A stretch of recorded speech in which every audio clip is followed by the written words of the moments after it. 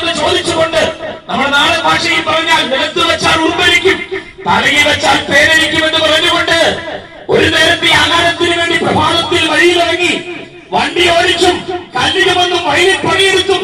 വിദേശ രാജ്യങ്ങളിൽ കഠിനാധ്വാനം ചെയ്തും വെയിൽ കൊണ്ടും നമ്മുടെ കുഞ്ഞുങ്ങളെ വളർത്താൻ തത്രപ്പാട് ജനിക്കുന്ന മാതാപിതാക്കൾ എന്റെ ഈ സന്തപരിധിക്കുള്ളിൽ,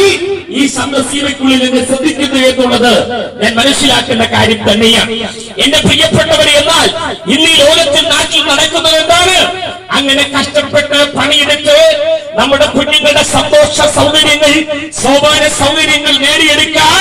ജീവിതം സന്തോഷപൂർണ്ണമായി മുൻപോട്ട് കൊണ്ടുപോകാൻ ഇവിടുത്തെ മാതാപിതാക്കൾ കഠിനാധ്വാനം ചെയ്യുമ്പോൾ